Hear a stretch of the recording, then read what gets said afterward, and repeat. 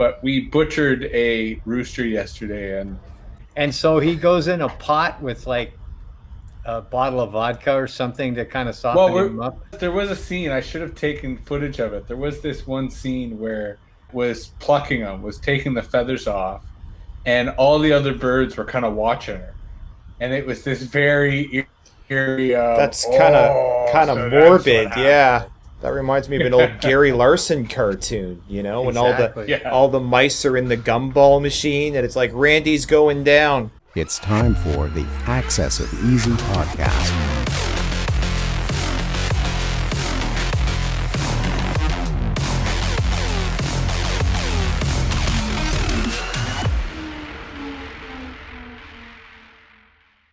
It was very Gary Larson-esque. God, you realize we're dating ourselves, I mean, because like 20-year-old people don't even know who Gary Larson is. I mean, I wonder. 20-year-olds Larson's back. Larson is back. Is he? Good. 20-year-olds are not interested in the topics that we talk about, is my easy guess. I want to start a betting pool, like an over-under on like when and what for will Gary Larson be canceled. I'm thinking animal cruelty or something. I don't know, but Yeah. Did you read that post I sent you, Mark, about cancel culture? yes. Sorry, I got a couple in the past few days. Yours was on what site was it on? New York Times, probably. Oh, that one. Yes. I read it. Yeah, I don't think Gary Larson would ever be canceled.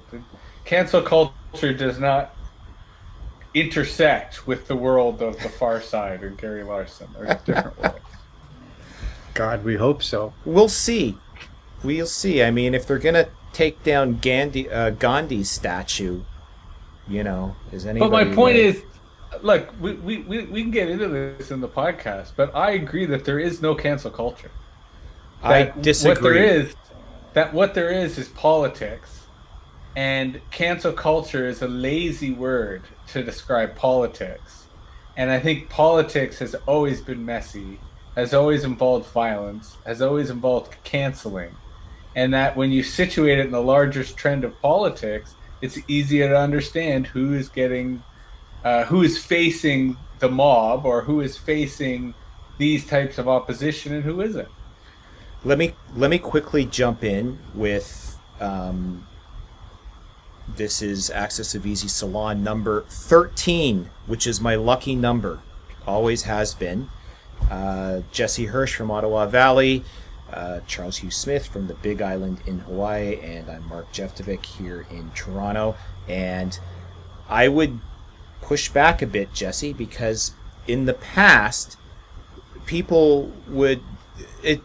Maybe I'm romanticizing it too much, but it just seemed there was just a lot more civil disagreement in the olden days when someone could actually admit to voting for the other party and they could even have a civil disagreement over it. And now it's you basically relinquish your rights to exist if you're on the wrong side of the narrative. And this is why I disagree with that. I think that that's a very contextual statement, because speaking as someone who has his entire life been called a commie Jew, I can tell you that as a Jew, I can cite countless historical instances where no one wanted to debate us, they just wanted to kill us. And as a communist, I can tell you no one's interested in hearing my views, they're going to dismiss me right away as a communist. Now, for the record, I'm not really much of a communist nor a Jew, but as an insult that people have called me that, there is no defense. And there is nothing I can say as a way of discussing with them civilly about that. So I agree that civil discourse has existed, but it depends who you are. The same way that if you're a black person in the southern US, the same way that if you're a Uyghur in China, the same way that if you're a certain identity in a certain context, there's never been civility, there's never been discourse. And so that's why I agree we should talk about what's going on right now and object to it and say, hey, let's look at freedom of speech, let's look at civil discussion. I think those are important virtues. But I think the problem with cancel culture is it negates that politics has always had these elements.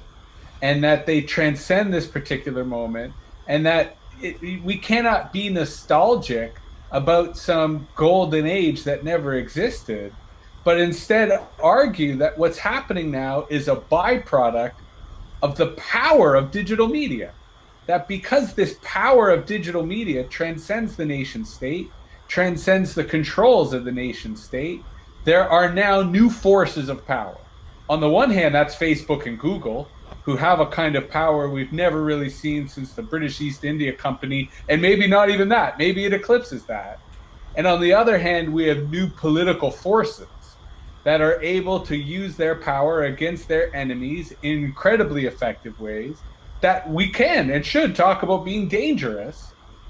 But I feel that cancel culture distracts us from the institutional influence of Facebook and the other platforms, and further decontextualizes this activity when there's always been pogroms, there's always been McCarthyism, there's always been all sorts of instances in which this behavior has taken place. So it's actually not new, it's just in a slightly new form and a slightly new context.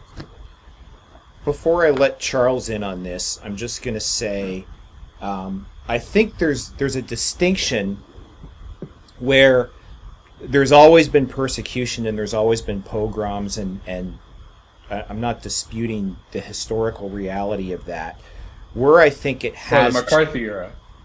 Yeah, well, I mean, I talk about the McCarthy era in my book because I think the people who are the most active in cancel culture today are the most oblivious to the pendulum of history. So they think, well, we're on the right side of history and we will always be on the right side of history. But even as recently as, and I've stated this many times, as recently as the neocon era after 9/11, but hang on, I haven't gotten to my point yet. But after the neocon era, the word liberal was practically a slur. I always say that. That's my off-the-cuff remark. And today, of course, it's very different. But where I think about cancel culture is I think about what used to be called euphemistically the Overton window, right? The band within which permissible discourse is allowed. And why I think the thing called cancel culture exists is because persecutions and pogroms and that kind of thing, they existed outside that Overton window, but there was always an Overton window there that was the allowable band range of discourse. And even today now, it's not that that window has narrowed, that window has disappeared. So you can't actually say, I disagree with you on this point and on that point, because then it's you have completely abrogated your legitimacy to have an opinion. And the thing I will mention, the last thing I'll mention, is a book I think I've mentioned before on this show was Bruce Sterling's The Internet of Things, because that circles around to your point about the institutional inertia behind forces like Facebook and Google. And I don't think Sterling, I think he chose the title for that book before IoT was kind of like this protocol thing. And so it's kind of a unfortunately named book because I don't think it's as well known as it should be. But he talked about, and he didn't use the phrase cancel culture, but he talked about it in the same context where if you were one behemoth and you had a protocol like this, and then Google came out and said, not only do we want to be able to compete with your vision of a protocol stack, your stack shouldn't even exist. We want to disrupt you right out of existence. And that's cancel culture, and I think that it is a reality because it absolutely cedes no legitimate space for any divergent opinion to exist. Let me just quickly reply. I agree with your concept of the Overton window, but to use an analogy we discussed last episode and previous, there is no mass society anymore. There is no unified audience. So Overton windows exist, they're just not synchronized. In that everyone has their own Overton window, and every culture has their own Overton window. And there's an uncertainty because you don't know where you are in that window because it's become subjective instead of shared. And I think that's the issue. And I agree, if you were to describe everything that you would call cancel culture without using the phrase cancel culture, I would 100% agree with you that this is what's going on and this is the problem. And that's my objection to the word cancel culture, that it's an ideological word that robs meaning from the phenomena because it frames it according to one particular side. When, as historians, we should try to be as beyond the frame as possible to really see what's going on. And I think the word cancel culture is a frame that limits our ability to see this activity and understand it. And that's my main argument. It's not that what is happening because we share that. It's using this phrase to describe it because I think that in and of itself limits our understanding of the phenomena and where it sits within this larger power structure of platforms and nation states and warring cultures and so on and so forth. But later, whether this episode in the future, I want to come back to that Overton window because I think that's a very important concept that governs a lot about how societies negotiate powers and norms. Sorry, Charles, go ahead. All right. No, very good. It's always kind of nice to let you guys kind of beat the subject up a little bit, and then I can come in and play, good cop or whatever. The adult in the room. No, no, no. More like I'm, the interrogator that acts friendly. No, I'm going to comment on a sort of this foundational thing of looking at this power structure that Jesse refers to sort of as a system. So I'm going to refer to like my kind of context for that is values, processes, systems. That chain goes back and forth, right? Every system manifests or instantiates, right, processes which then reflect or instantiate values, whether they're implicit or explicit, right? So that's one thing. The second thing is I'm as an example of a historical example of this kind of cancel culture, wiping people clean, etc. I would say that Chinese in California is a pretty good example because when they first arrived, they were a marginalized, population, and everyone kind of live and let live. They did the laundry, and if the guy happened to dig some gold, well, hey, whatever, right? Well, once they became an economic threat, and this is where the connection to the Jewish populations in Europe, right? As soon as they gained some economic foothold, then they were immediately expelled, from England in 1250 or whatever. And it's like this rolling expulsion as soon as they gained, economic and therefore political power, they became a threat to the status quo. And so my point here with the California thing is that's why the Chinese, the Constitution was completely shredded, just thrown aside, wasted, destroyed. It meant nothing. The most important thing was to stomp out the economic threat of the Chinese who were starting to succeed, right? And so it was like you could be born in America, which is in the Constitution. You are a citizen with full rights. Chinese, no, not so much for you guys. You have to have an internal passport. You don't get a U.S. passport without, these other things which you may or may not be able to come back in the country. And so that kind of stuff happened. And so my point here is there's another dynamic in my view, which is when elites are cruising along and feeling completely in control, then the impetus for quote, cancel culture or eliminating the legitimacy, to use Mark's phrase, of somebody or a group is not so severe, right? There's not that motivation. But once the situation gets fragile and the elites are in danger of losing some, bit of their wealth or power, then suddenly their impetus to wipe somebody out is really intense, right? And so that's why the pogroms appear in a flux of power and economic power, right? And so I think the cancel culture phenomenon, and I agree with Jesse, I think your point is well taken, that we have to be careful not to use a loaded phrase that can carry all these implications that we may not really want to associate with it. But in any event, I look at the status quo in the USA right now as increasingly fragile, increasingly precarious. And so there's this huge, impetus to delegitimize, your opponents as completely as possible, because there's no room for that. That's a threat in and of itself, sort of like, classic discourse. Well, that's a threat because we need to have complete control. So my last point is, when I think about this cancel culture in the context of the French Revolution, then which we talked about briefly, it's like, we're more radical and pure than you, so you go to the guillotine. Then the next guy behind us goes, oh no, I'm more radical and pure than you, so you're going to the guillotine. And so, but that was within the elites of France. And so I want to make a point where it's really, nobody cares if you sort of dismiss a marginalized group, right? But when you start cancel culturing elites, then suddenly it's the topic of the day. And that's what's happening now. And I think you hit the nail on the head. I think that was absolutely brilliant, Charles, because this is about elites, right? Twitter, which is the foremost battleground, it is an elite platform. And,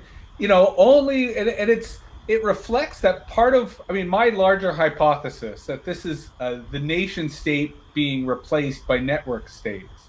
You could say the same analogy applies to elites, that the previous institutionalized elites, the previous regime, is now being challenged by a new regime. In some cases, a new generation of elites. And they're using the platform of elite discourse, which is Twitter, to essentially try to build consensus and try to build the network equivalent of political parties. And then they're using that to fight their opponents. And that's why I don't like the word cancel culture, because I think it prevents us from seeing this as a battle of elites, as a way in which elites are using their institutions of power to both fight for jobs in the literal economic sense, but also fight. A lot of this is about media, and it's about, media in the entertainment sense of who makes movies and who makes music, but also media in the news and current affairs sense of who gets to tell the story of society. That is such a foundational power of an empire, or a foundational power of a state, that, that's why this is high stakes. That's why I was earlier referring to it as politics, because that's what this is a battle for power amidst elites, with entrenched elites being anxious about their position and new elites being hungry for power. So they're doing whatever they can to seize that power. And I think if we look at it that way, it both allows us to anticipate what comes next and anticipate how this is currently playing out. But it also, as I've been trying to say, emphasizes the power of the platform itself. That if we get distracted by the petty battles that happened over who said this and, she said that we miss the fact that these are the larger platforms that are benefiting. And the analogy I think of is Rome in terms of breads and circuses and gladiators in the Colosseum. That, Facebook is Rome. And whether it's outrage culture, whether it's cancel culture, whether it's Karen culture, like whatever it is, it's all just a distraction from the larger power dynamics, so that we don't question Facebook. Instead, we start fighting amongst ourselves. And that's why I think it's important to scale this back. And to your point, Charles, look at this as elite discourse, because most people don't give a F, right? Most people are going about their lives, and they're kind of impervious to this. Whereas if you are part of the cultural elite, this is what you're obsessed about, because you're worried about your job at the New York Times. You're worried about your job at CBC, because that's what makes you a cultural elite. And I think looking at it as a battle amongst elites helps us understand the political dynamics much more clearly. Yeah, Mark, I'm going to let you comment, but I want to just break in with a Star Trek reference. 100 Quatlus that the outsiders cannot be integrated and must be destroyed. I was trying to look up a reference before you guys kicked it over to me because Jesse, you brought up a point that reminded me of a really old book called The Public Eye by a guy named Brian Fawcett, who I think was Canadian out of BC, and his book was, The Public Eye, an investigation into the disappearance of the world.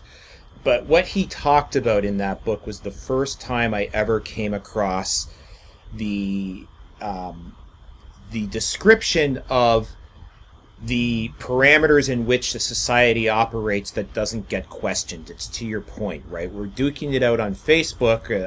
Various competing factions of outrage culture are having these cage matches on Facebook or on Twitter, and nobody is really questioning Twitter itself or Facebook itself and the effect it has on us as individuals and as society as a whole. And the quote that I was trying to look up quickly, but I didn't have time, but he said something about it's like a series of concentric shells, like an operating system that sits on top of underneath a programming language, and it doesn't say what is permissible. Like it doesn't dictate what has to be said, but it governs what commands can be run and under what circumstances. Like we all know what an operating system does, and I thought that was such a brilliant analogy, considering that the book was written, I think, in the late 80s or early 90s. And you realize, I mean, I've called it the aquarium characteristics of life, right? You're swimming in the water and you don't know what water is because you're in it all the time. The idea around media, like who gets to tell the truth, is one of those concentric shells that governs what commands can and cannot be run in a metaphoric sense. And then yesterday, what we saw with the big Twitter hack and the screenshots that got dumped as a result of that. I don't know if you've seen it. Vice Motherboard ran a story on it with a couple of the screenshots. And so there you kind of see it, trends, blacklist, and it's kind of like, okay, so that's the man behind, those are the people behind the curtain that are shaping the narrative to the point of like what's allowed to trend, what's not allowed to trend, who's protected, who's not protected, who gets anointed with a blue check, people like Jesse, who doesn't, and and so it all, and that I to your point, I will concede that may get obscured in this obsession with cancel culture and outrage culture. I actually think once you hit upon outrage culture, that was a much more descriptive and appropriate term for it, because I think that might be one thing that we could agree on, is that just seems to be dialed a little higher these days than in the past. Whereas in the past, cancel culture might be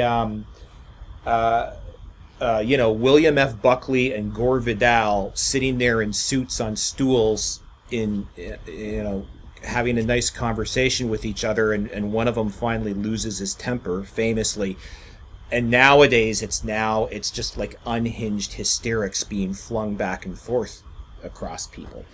The other thing I wanted to talk about, and I think I actually lost my train of thought on how I got there, so I might just park it for the moment, but it was about factions, like that, how there's the lines today do not delineate along party lines or class lines, even unless you draw the class lines along different criteria than we're used to, is that there's these competing factions. So it's like the media gets to tell the story, but right now the media doesn't line up with the actual nominal faction. I'm talking about, the current administration. One last thing, which almost points back to Charles's concept of the deep state, of like, that's just kind of like a faction that doesn't show its face as often. But go ahead, Jesse. Although, I mean, it's interesting you brought that up, because I think, as I said previously, I don't think there's such a thing as a deep state, because I don't think those forces are united. And so my problem with the word deep state is it doesn't evoke the plurality of those factions, plural, that are operating in that shadowy world. And I'm not sure factions is the right word, because I think you're right in that it's not about class and it's not about parties. But I think what we're seeing is the formation of new political parties. It's just that because those political parties haven't fully articulated themselves, and there is no legislature in which they would appear, because Facebook, while a kind of commons, is not actually a legislature, and it's a black box, so there's no way for us to see who sits where. But otherwise, I think you're right that there is a different configuration. And where I think outrage culture is more accurate, it still kind of blames the victim, right? The fact that everyone is so emotional, is so upset, is so outraged, I think is a symptom that it's not the cause, that these are all people who are acting out. And when a child acts out, you don't think, oh, well, that child's part of a conspiracy. You think, no, it's time for them to eat or it's time for them to take a nap, right? And I sort of feel that we have the same attitude with our culture right now, that either people need to eat or maybe they need to take a nap. But fundamentally, it's Twitter that we got to be looking at. It's Facebook that we got to be looking at. Because your point about that admin tool that was inadvertently revealed as part of this hack is it shows the power and control that they can exercise. And, you know, to what I suspect you inferred, that they profit from outrage. So it's in their interest to amplify the trending topics that encourage people to go after each other. It encourages them to amplify the, you know, kind of cancel imperative. And I think that's why, while outrage culture may be our current working title, we need to get even deeper to understand not so much what the symptoms are, but what the causes are of the behavior and the culture that we're objecting to. Right. And I'd like to speak exactly to that. Thank you very much. Perfect transition there. You know, we look at like political parties. Let's look at France as an example. The US, we can look at Trump and so on. But the French example is even more extreme. It's like the political parties there are literally fragmenting before our eyes. You know, in other words, like it's only people on the margins who are winning elections in cities, you know, provincial elections. And Macron, he came from like nowhere. He didn't have a party affiliation, right? And sort of like Trump just basically hijacked the sort of like smoking ruins of the Republican Party, right?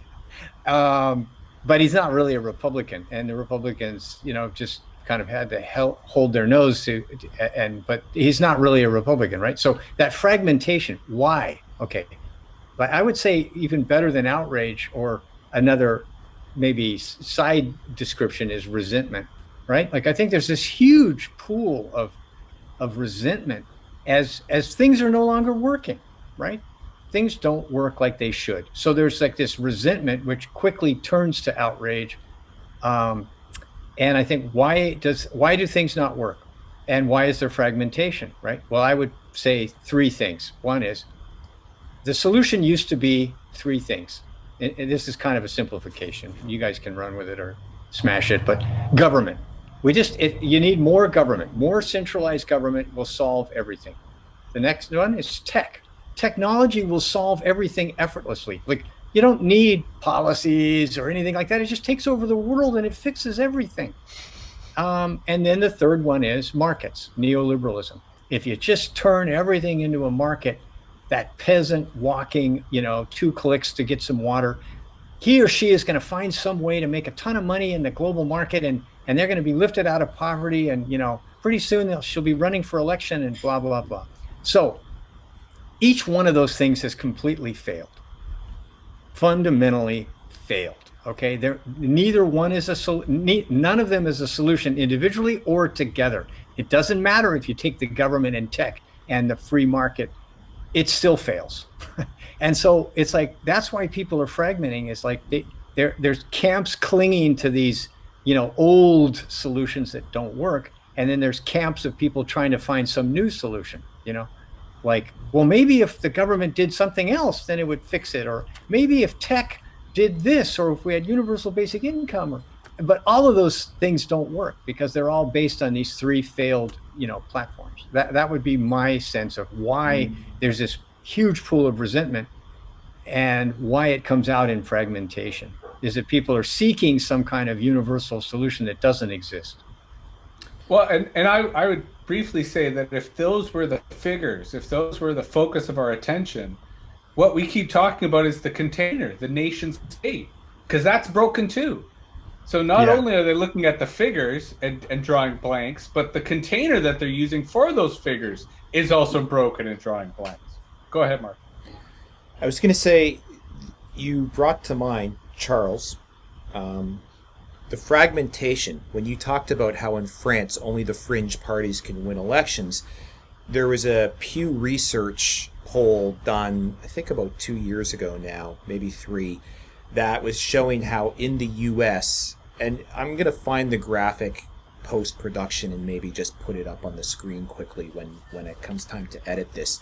But it showed that there was the way that the public consensus or lack of consensus had drifted. It was impossible to gain a majority in the center, right? So that you could only win an election, you could only gain the number of votes needed to win on the margins, which meant that every successive election was going to polarize further and further and further. And so the center could not hold.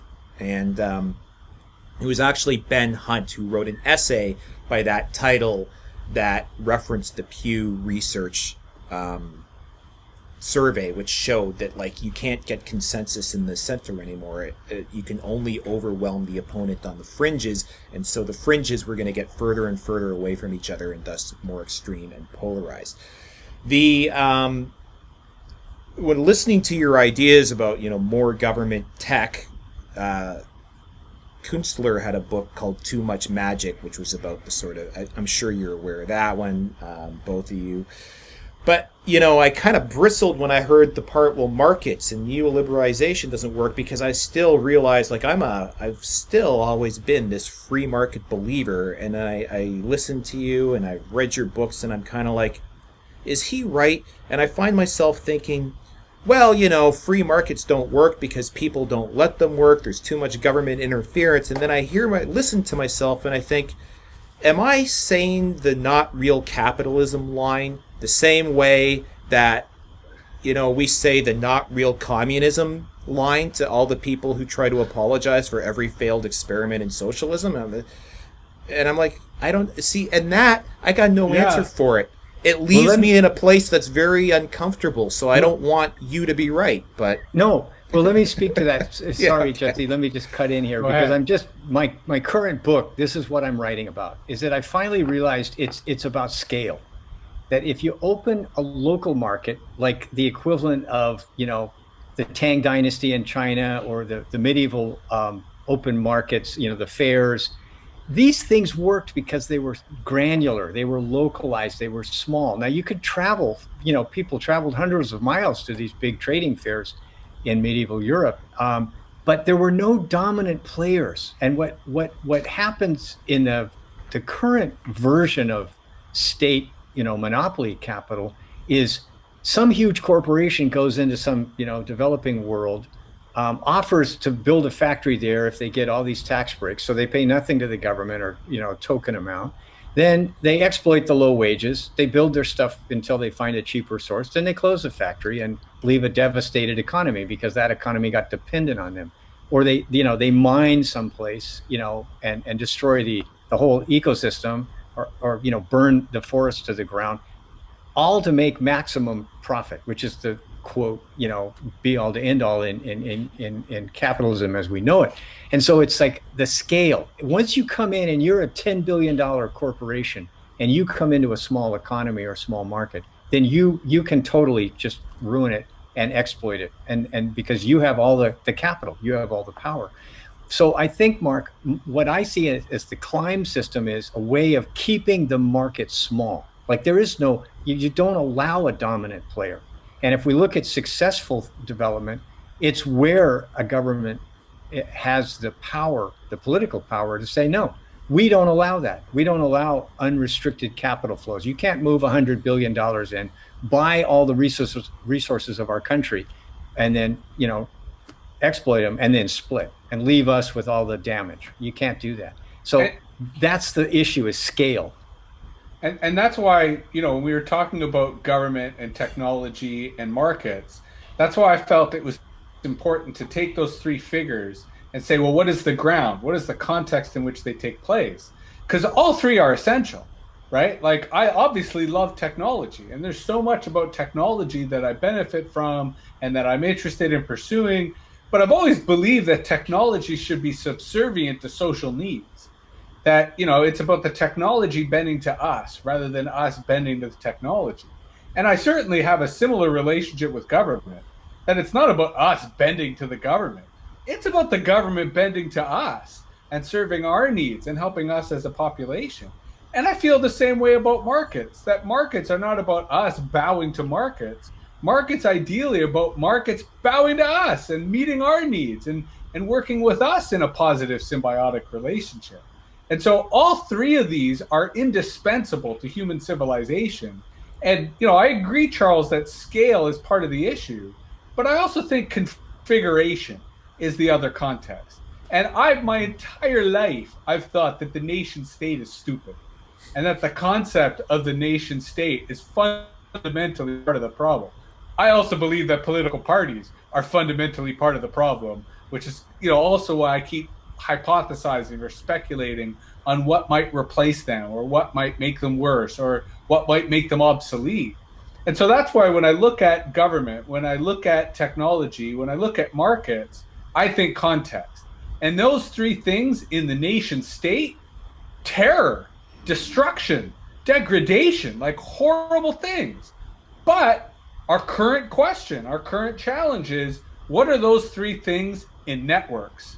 Right? In networks, what kind of government do we want? In networks, what kind of technology do we want? In networks, what kind of markets do we want? And that's where, on the one hand, we have consolidated power like Google and Amazon and Facebook, but we also have a competing model, which is decentralized, which is open source, which is based on a whole different scale and a whole different, not efficacy, but fairness when it comes to participants in that market. And I think that's what we as intellectuals, but collectively, we as a society are interested in and pursuing, is how are government, technology, and markets reconfigured in a network society? And is there an opportunity for us to ensure that that reconfiguration serves the greater good, serves the whole, serves the people, rather than serving either the state or a few billionaires or some crooks? Because historically, that's been the model. And I that's why I am cautiously optimistic, because I think we have a very unique historical opportunity to reconfigure these things for the benefit of all. And I'm not alone in that. I think that's the open source movement. I think that's a lot of the online movements who see an alternative to the nation state and its networks.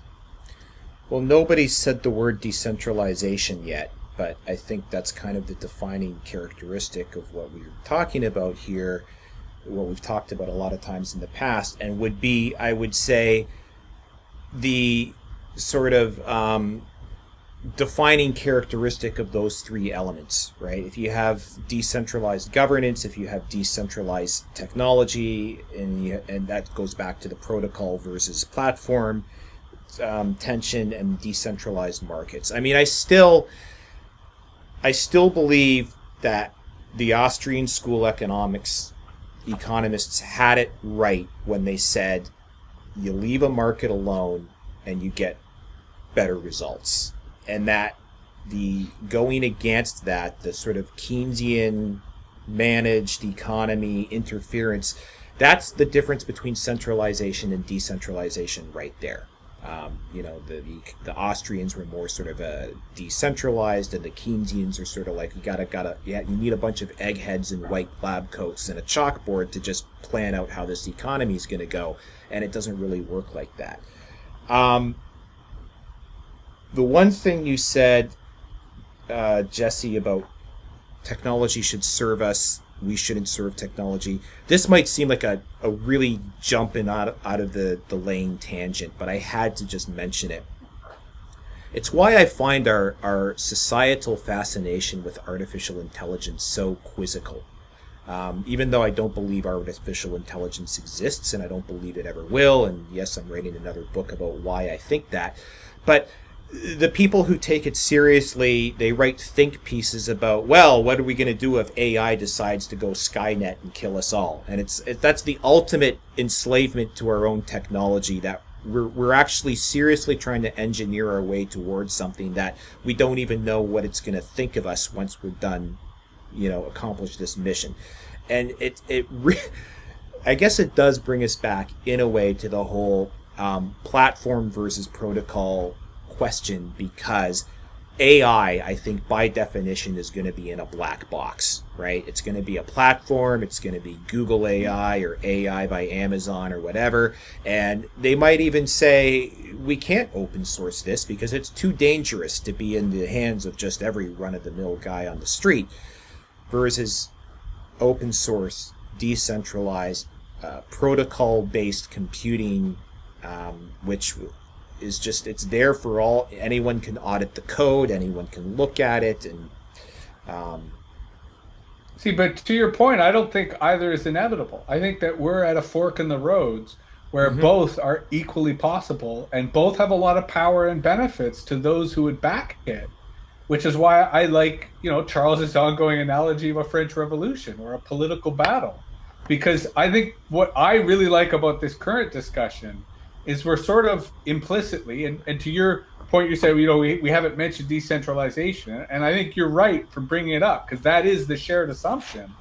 I think another shared assumption is that government, technology, and markets are inseparable, that they are intertwined, that they exist with each other. And what we're talking about is what relationship they should have with each other. And, decentralization being one very clear assumption, transparency or openness being another very clear assumption. And I keep sort of, on the one hand, I feel every episode I sort of say, here's how evil the world is. And then Mark, you jump in, you go, I know, they're doomed. And then I come back and say, no, actually, I think there's a lot of optimism as to why there are clear signs that we're headed in the right direction if we can only deal with the 800-pound gorillas in the room, the Facebooks, the Googles, right? The institutional power that has sort of been hidden in plain sight, that the more people wake up to them, the more people are like, no way. I don't want that secret AI ruling over my life. I want an open source AI that's decentralized, that works for me, that I get to control. I think markets are going to lean towards those positive outcomes if they're actually informed. If people actually understand how these things work, that to me is the billion-dollar challenge, because the industry of mythology is so large, so sophisticated, so effective that and actually one thing you said last week, Mark, that I really kept bouncing in my head, I wanted to bring back, was you sort of implied that watching movies was bad and that reading books was good. Because you sort of said, I keep mentioning all these different movies and I just want to say I read a lot of books, which is a classic intellectual line. But I actually think movies are essential. And I think TV is essential. And I think that most people shape their view of the universe not from the printed word, but through the spoken word, through podcasts, through movies, through television. And I think that that's why I love Adam Curtis, because he brings to life and brings to audio visual pleasure a lot of the written words that people should be reading, but they won't read.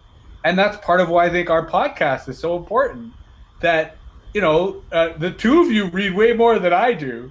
So you certainly feed me a whole bunch of knowledge that I wouldn't otherwise have. And I think in having this conversation, we make this knowledge even more accessible so that more people can be informed and go, yeah, I want an open source distributed AI working for me, because I can't trust Google or Facebook. Charles, are you saying something? Because you're not muted. hearing. Oh, sorry. Yeah, Okay. there's traffic. I'm sorry. Thanks. Okay. I try to mute myself because we're right in town. So when there's big trucks and stuff, I try to mute that. But thanks. No, I just want to touch real quickly. There was a wealth of topics, Jesse, you raised, and you mentioned a key word to me that I want to relate to Mark's and our concern about markets is fairness. You mentioned fairness.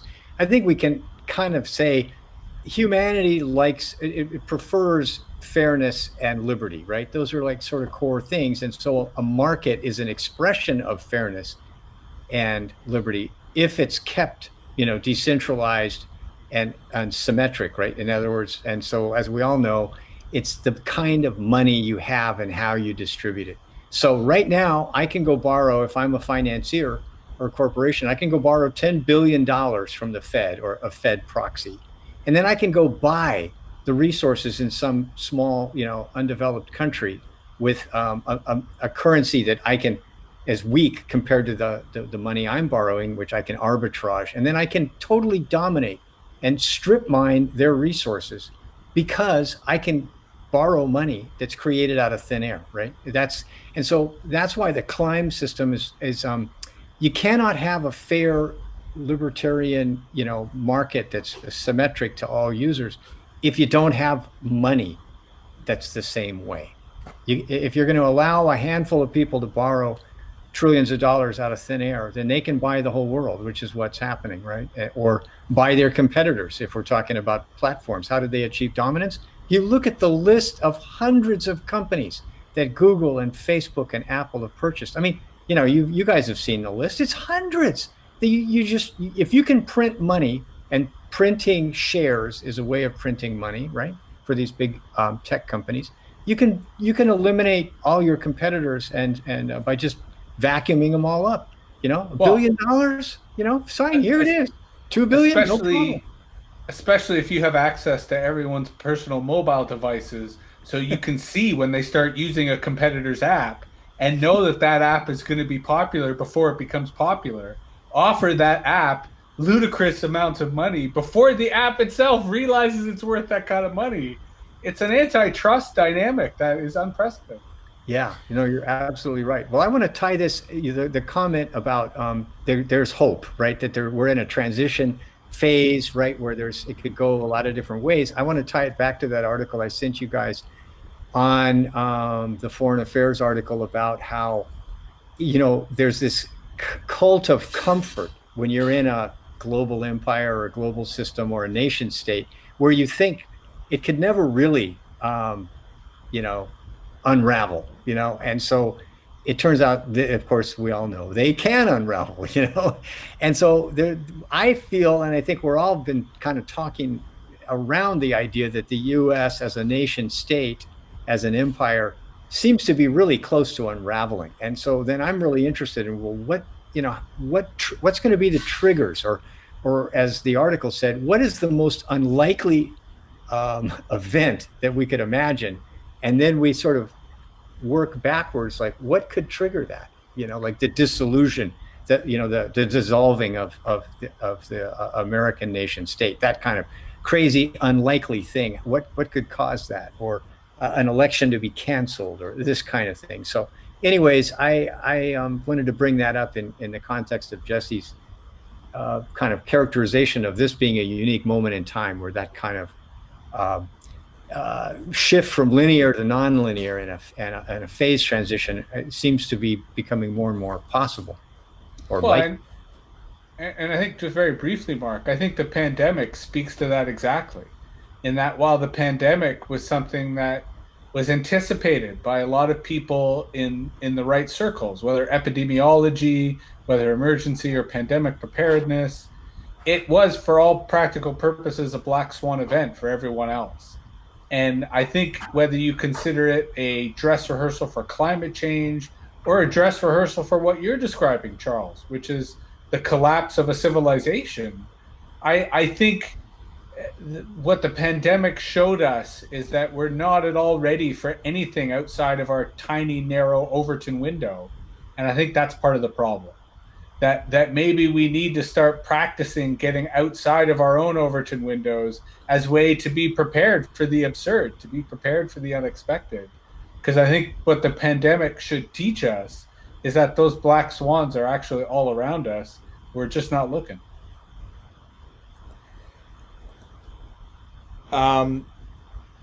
That Foreign Affairs article was quite good, and I'm going to link to it in the show notes page. And I actually forwarded that to a colleague who then called me up the next night, and he was like saying, what do you think is going on? Like, what's happening, Mark? And I told him, what we talk about here. I said, we think that there is a major phase transition happening, and that it's the end of the nation state as we understand it, and the end of an empire, and the end of a global financial paradigm, like the post-Bretton Woods thing.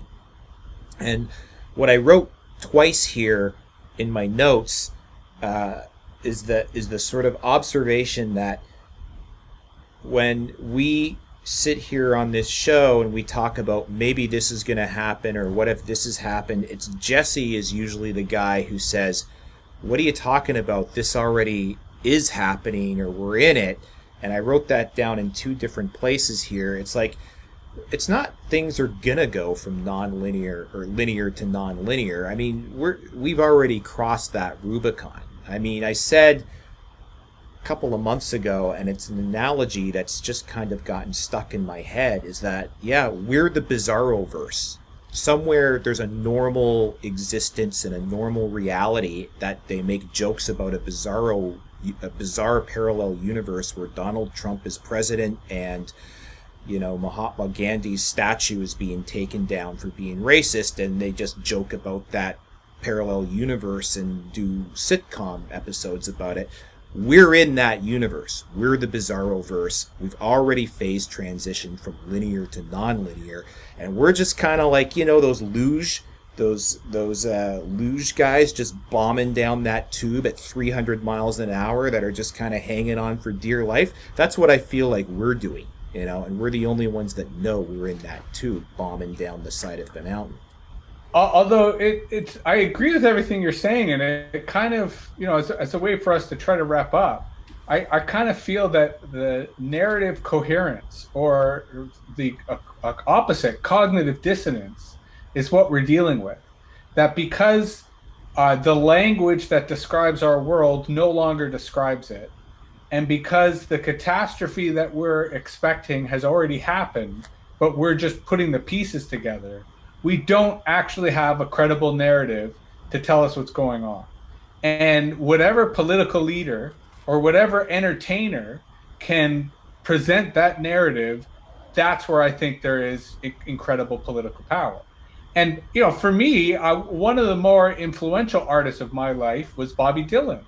And what I loved about Bob Dylan as a writer, as a lyricist, is he was rarely literal.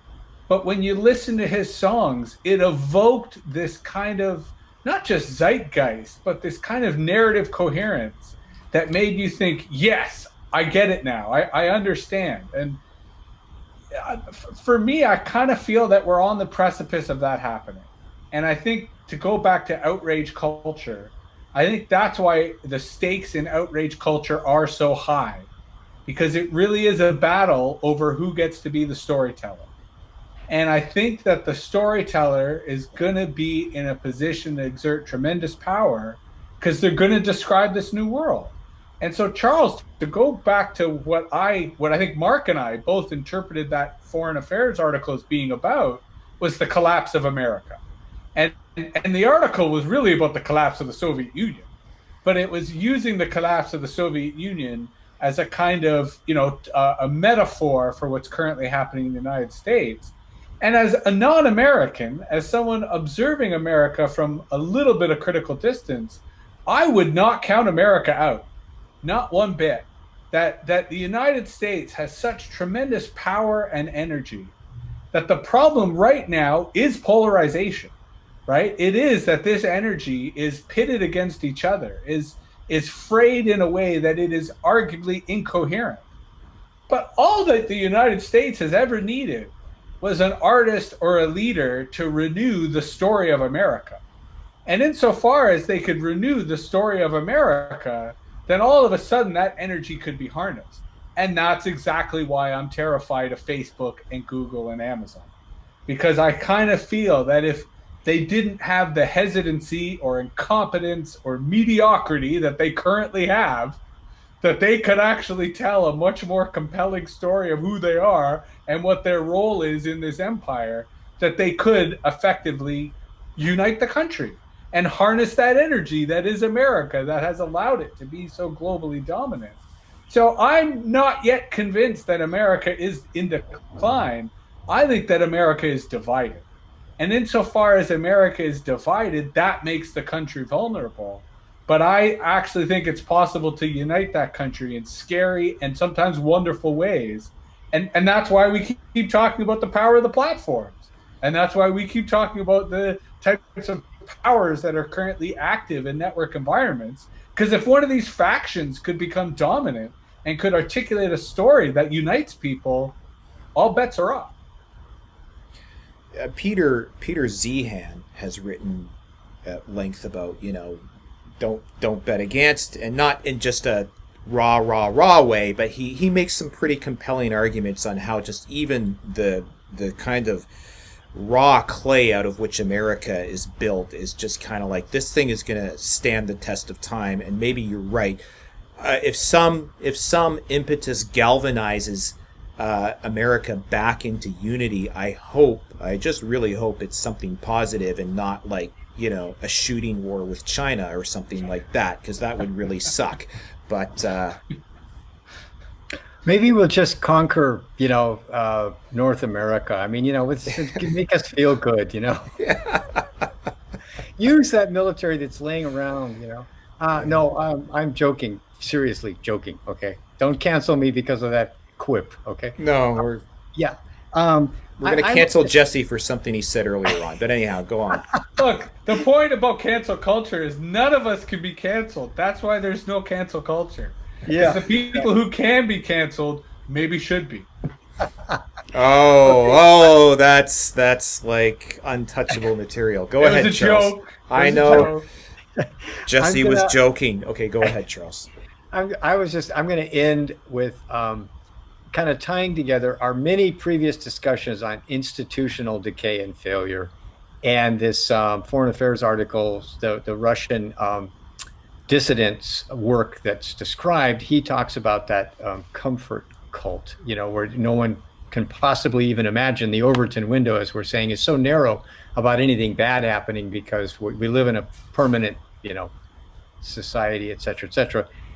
I think that if there's going to be a positive result, people are going to have to get out of the cult of comfort and recognize that the institutions have failed, and that we're going to have to use a whole different system of operating system, to use Mark's phrase, and tying into Jesse's, a whole new network, decentralized way of organizing life, and that means the economy, society, and politics.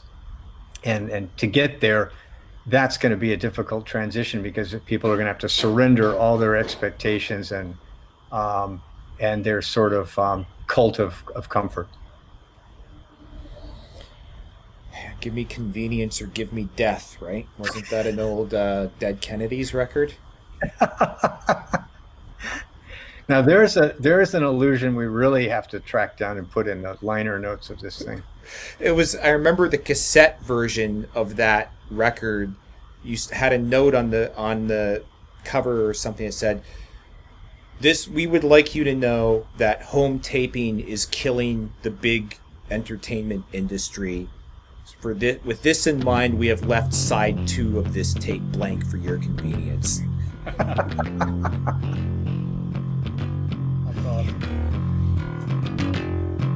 Let's end on that note. All right. Give us comfort or give us death. Okay. I guess I should do some sort of a plug. Like us on Spotify, Stitcher, iTunes. Leave us a review. No one's left us a review yet. And feel free to comment in the YouTube comments and tell all your friends, and visit us at AxisOfEasy.com. Have a great day.